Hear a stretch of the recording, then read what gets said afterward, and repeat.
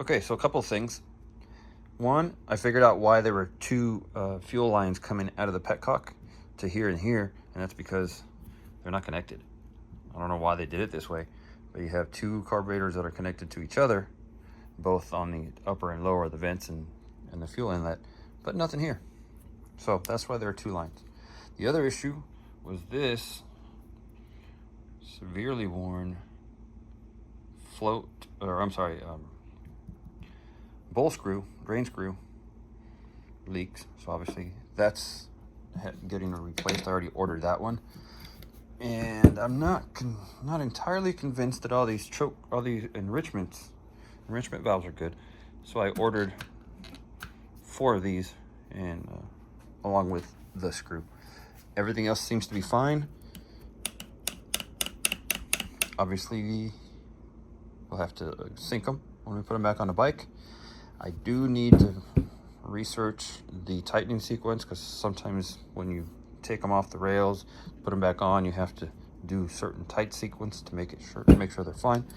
But as it stands now, this is back together with no spare parts except for this one.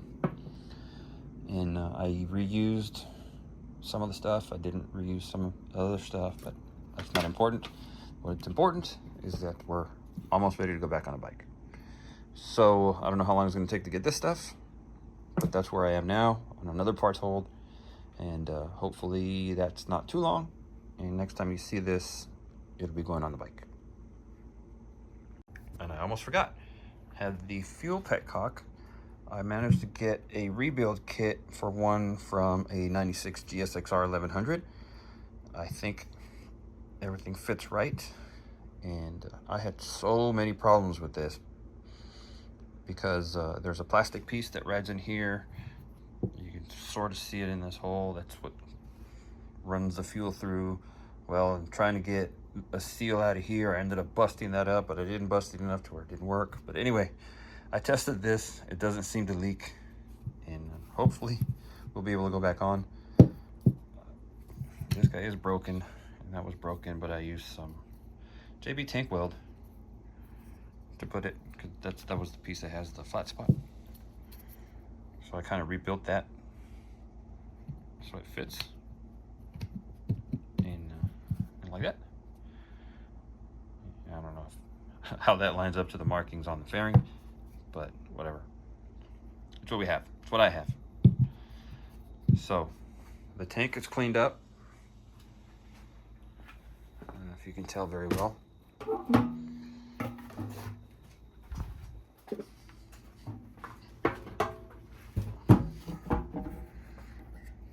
There's some surface rust, some flash rust happened after I took the evapor rust out of it, but you can see it looks a lot better. I might run some little bit more evapor rust through it beforehand, or before we actually use it, but compared to what it looked like, that's 1,000,000% better. It's just that little patch right there that's kind of ugly. And I did clean up the fuel sending unit and put that back on. I'm just waiting on the petcock to go back on. Okay, hopefully next time I pick this up, we're putting these guys on the bike. Or we can do the airbox first. And interestingly, I've not been able to find just a standard OEM type air filter to replace this one. The only things I'm able to find for this bike are the K&N ones, and I'm not really convinced that I want to spend $60 on a filter for a bike that I'm trying to get running. So I bought this Universal Uni foam filter. We'll just get rid of this old nastiness, cut a new piece on, and hopefully be good to go. That's really gross.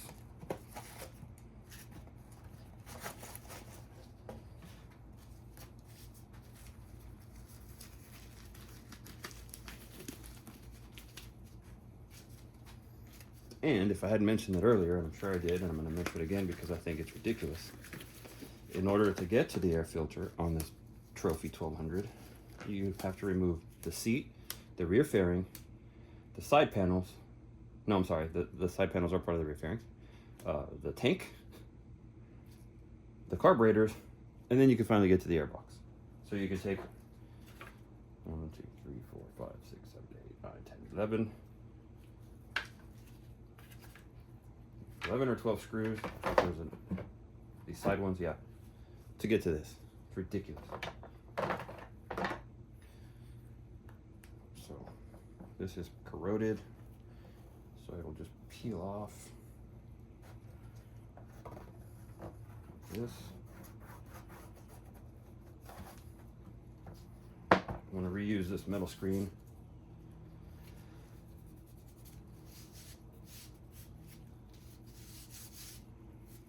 So all the nasty goes away.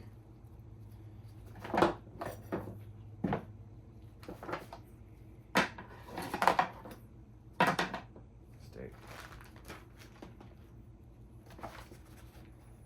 And this gets dumped in the trash.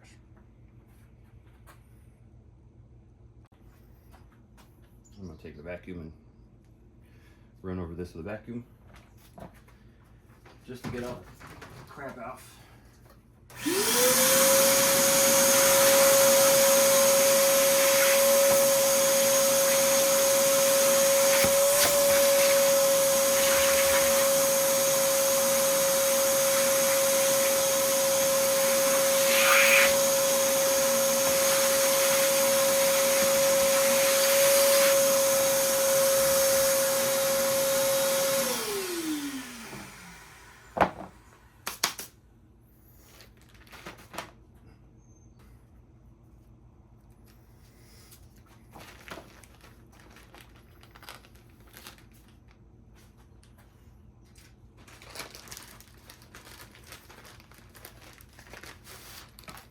Stickers.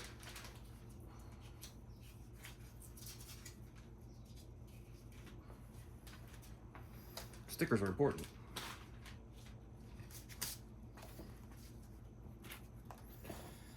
Okay. I'm going to go that way. I'm going to go this way. Part of me is actually hurting because I can't use this as part of the filter.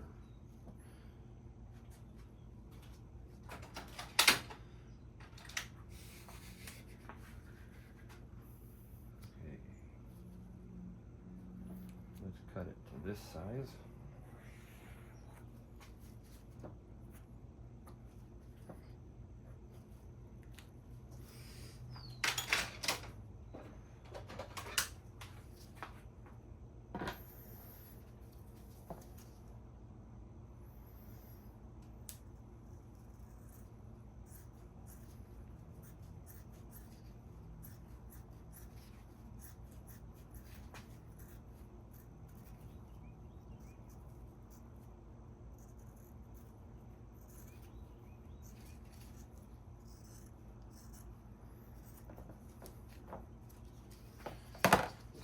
Side.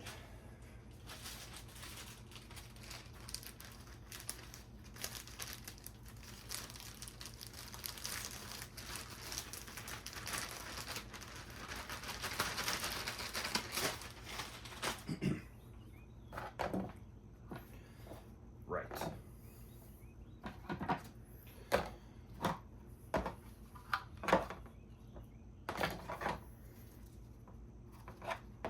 So this will be on the air side.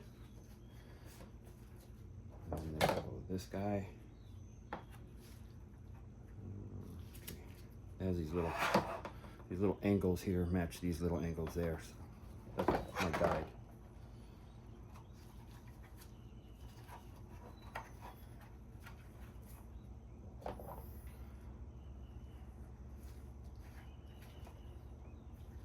And this guy goes in there.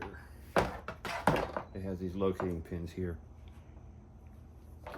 match up to the holes, and this matches up to that box. Don't know what that's for. Oh, it's a vent.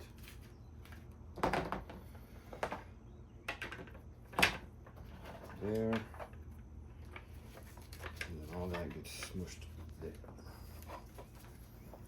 And there we have an air filter. Now if I could just find the screws, we'll be in business.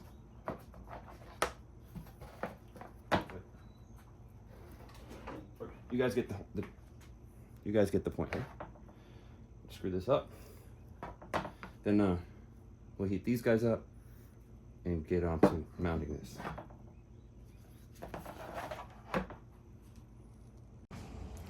So we are back together. I have the little 2-stroke gas going to it.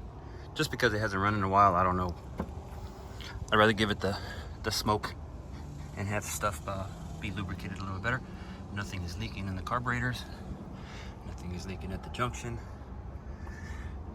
Yeah, I need one of these. It was a regular hose clamp. I didn't like the way it fit. It was bending this rubber tab. So I'm ordering one of those for now. It's going to be a zip tie. Everything else is tight. Filter's been in place and oiled, which I didn't do in the previous video, but I did oil it. Gonna have to cap this and have the keys. So do that. Set you guys up on the stand. I'll cap this, and we'll try to start it.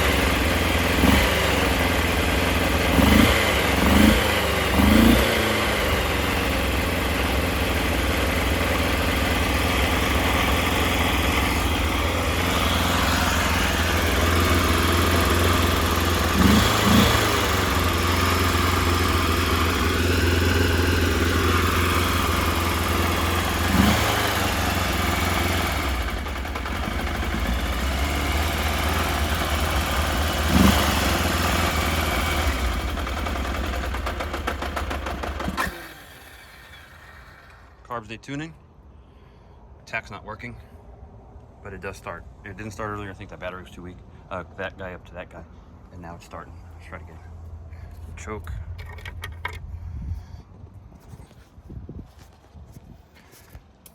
And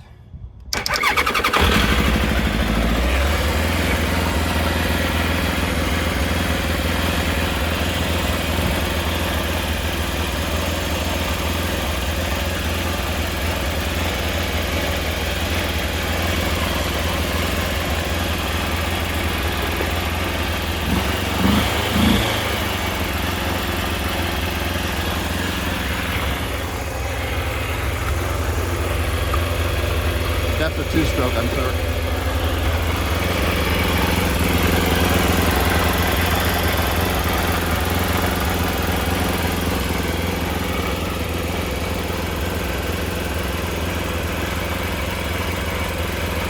It sounds kind of rattling.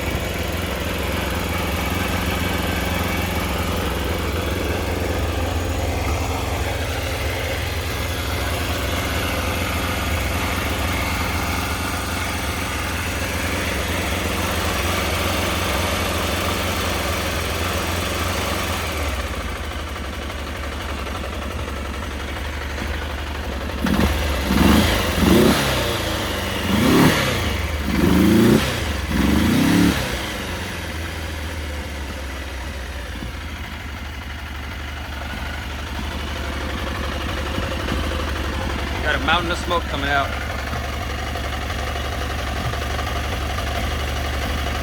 Who knows what's in there?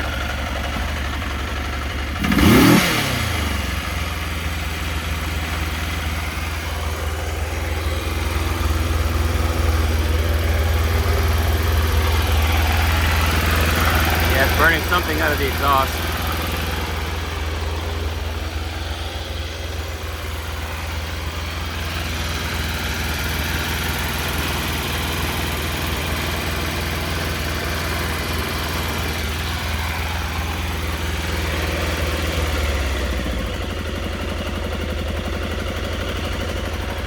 That's it running, no choke.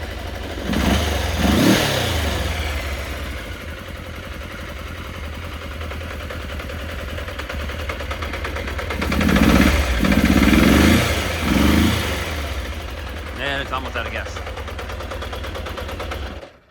All right, so she'll run. Still got a lot of work to do, but that is progress. I filled up the thing with a little bit more regular gas instead of the 2-stroke mix. I'm just gonna let it run for a little bit. It'll start again.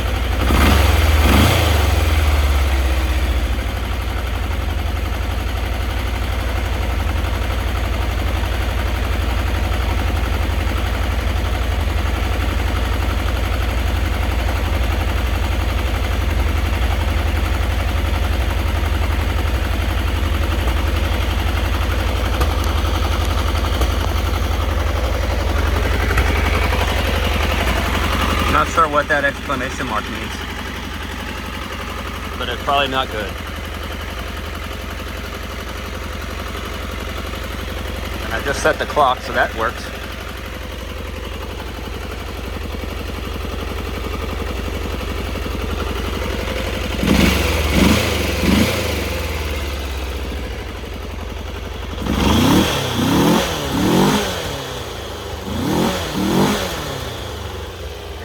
A little bit of black smoke coming out.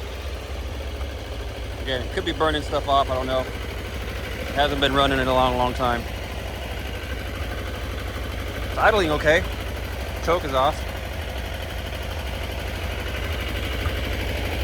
Other than a little burp here and there that could be from the carburetors being maladjusted. Seems to be all right. Listen.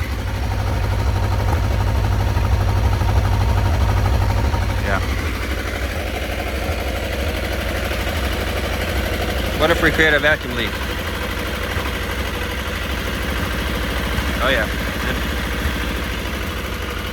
It notices the difference there. I also haven't fully tightened these, so it could be that as well.